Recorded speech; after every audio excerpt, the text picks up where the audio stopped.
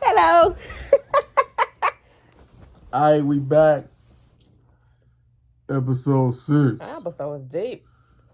Yo, shout out to Robert Townsend It's a good for directing this episode. One of the most famous people that I ever met.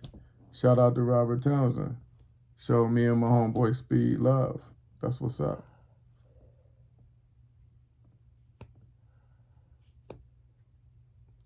Shout out to Terrence Howard. Cleveland's own.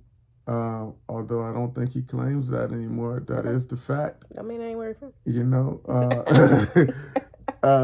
Shout out to T. Howard, man. I mean, shout out to Terrence Howard, man. He did his thing. He did his thing in this episode. Let's hope that it's not gonna be how it ended. Let's hope it ain't going down like that. But shout out to the show for showing reality and what life looks like when you roll on, man, and through the generations, man, and the things you got to deal with. It got real. It did get real. For everybody, right? I think one of the biggest knocks on movies like Best Man is that it don't address enough reality. I mean, you cannot say that about how they came back and revisited the show, man. They address all of reality in this bad boy, man. Yeah, I think this was a good episode. It did a lot of... This was the conflict episode, right? An American Marriage. Yeah. Starts off with the conflict of Jordan and Harp. Yeah. And them trying to have some type of compromise in their marriage. And learning new things, learning about each other. Same thing with Lance and Lance 2.0. I thought they did a good job with Jordan and Jordan and Demetrius. Okay. They did a good job with Harper and Robin of having them go to counseling, and you know, because where she was at, she was already 1 foot out the door. Yep. And you know, he felt blindsided. I thought that was a really accurate depiction of what you see couples go through when they in counseling. It's typically one person that's like, I feel blindsided by this whole thing, and the other person's like, I feel like I'm not being seen and considered. So yeah, and for her to admit that a lot of her things, the things that she was really concerned about, she never really even talked to him about. She just held it all in and just took it out on him. Big time. Which, you know, sometimes you got to dig deep. You know, having a counselor can help you do that. That's some good, what they call shadow work. You know, me and my own therapy, I've been working through my ability to talk about my needs, address my needs when it comes to work, life, parenting, everything. Address your needs and you stop being a people pleaser. There's a lot of people in this world. We have a lot of people pleasing traits. I am one of them, right? So in order to start addressing that and grow from it, you learn how to address your needs up front because you can't pour out of an empty cup. That's right. That's just like yesterday. My hair is short under here, y'all. And I was like, hey, barber, I'm ready for you to cut my hair. I'm tired of this hair. I'm ready to cut it. And normally my barber would say when and what style. But this time my barber told me no. Mm-mm. He said negative. I think it's time for you to find someone to do your hair. Yes. And I had to respect that because he just said it. This is him in his growth phase of not doing something that he doesn't want to do. And me respecting his decision and understanding and acknowledging that it's time for me to move on. It's time for us to step into, you know, different growth areas of our own. And so kudos to you, babe, for shutting it down. Thank you. And I didn't want to participate in anything that I felt like didn't give you enough honor and celebration, right? I feel like at the point of life where we are, we done seen enough stress. We done been with each other through so much. We got to enjoy every single day and celebrate ourselves and each other. And I feel like you should be celebrated in a way. We got to get you a stylist, get you whatever it is you would like to have. It ain't got to be more just because I want it to be more. But I don't think we should ever shortchange. Even though I don't think it's shortchanging, I'm very frugal and I'm a very much a DIYer. She is. So thank you, husband, my best man here, for stepping in and making me make sure I do my self-care and that I celebrate myself. So again, very much the same thing with this episode where it was really addressing some of the conflict Like I said, Lance and Lance 2.0. You got Robin and Demetrius. You got Candace and Merch. Everybody had conflict. Everybody had some Yeah, feeling about this movie, this episode. and it's growing in, marriage is this impossible task, right? You're taking two people and you're trying to be one flesh, which is physically impossible. So that's why marriage is a spiritual undertaking, right? It has to be done spiritually. So I think what they were showing in this episode, to me, it felt like a lot of growth, like in each other. Like you look at Merch and Candace, where they just figuring out their own journeys, but they also gonna have to consider how does that affect each other, right? As you continue to grow as one flesh. The same with Robin and Harper. Being that one flesh is like running that three-legged sack race is tough, but you have to be invested. I love Harper's approach in this one because he was like, I'm learning. I'm just trying to do better. I'm just trying to do better. I'm learning a new thing. I'm gonna show you showed up for me. And regardless of what happens with them down the road, because I'm pretty sure we ain't seen the totality of that. Regardless of what happened, it's all about what can you do right now. And he showed up for her right now, right? I agree. I thought that was dope.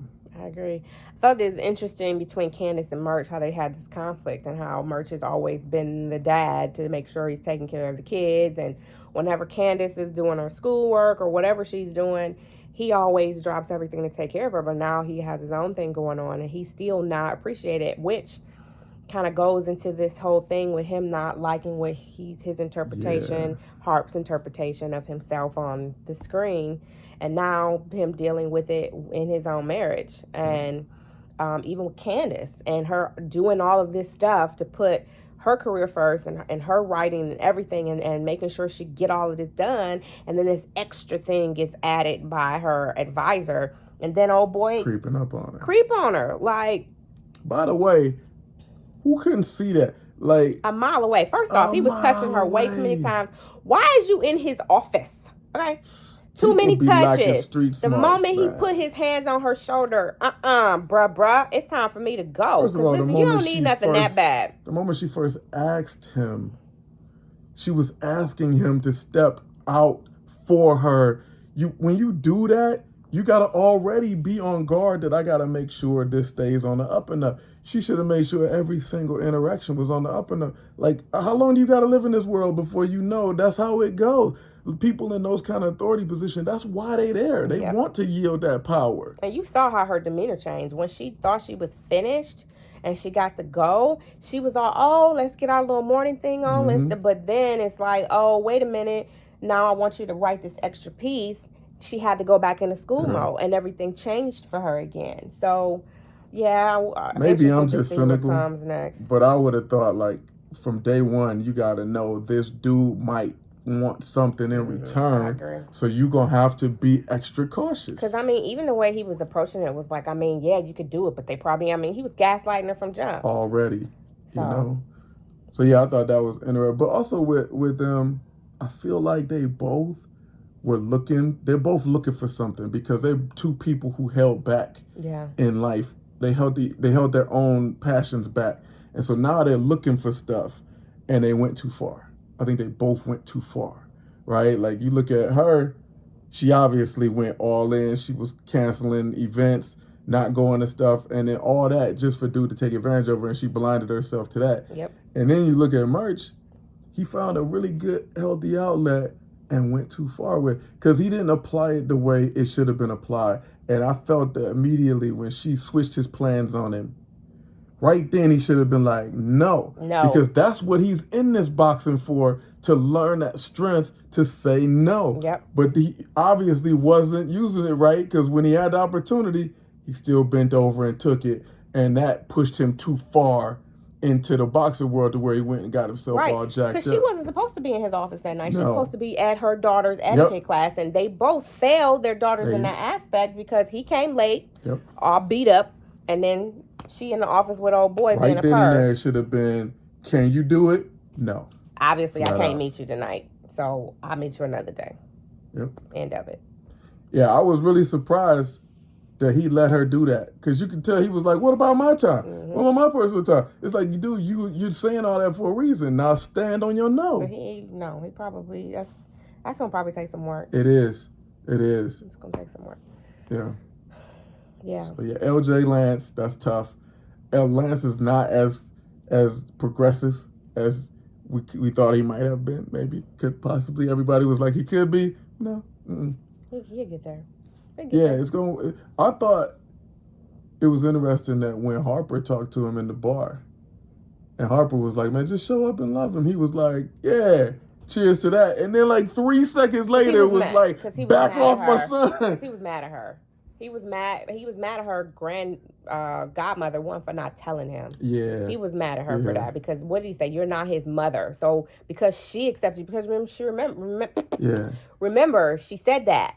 Auntie Jordan accept me. She was the first person he said. So it's like, they don't care, but he's like, I care. How you go to them and not come to me? Yeah. And it's a sore spot because his wife's not there. Because his wife's not there. And she would know what to do. He don't never want nobody stepping in trying to play his wife's role. Yep. That's a very sensitive spot for him. So yeah, he gonna have to work. Because remember, he was like, Mia would have, but it's like, and people keep saying that, but he like, she ain't here. And why do people keep trying to fill in for my, you know what I'm saying? Yep. So that's a sensitive area for him. Yeah, but he also needs to be able to listen. Because, I mean, how many times does his son have to say he don't want to step into whatever it is that you want to put him in? Eventually, he's just going to leave. And Harper gave him the blueprint. Just show up. Even if you don't agree, show up in love. Yep. Period. Great episode. We'll see what's up next. 6 down, 2 to go.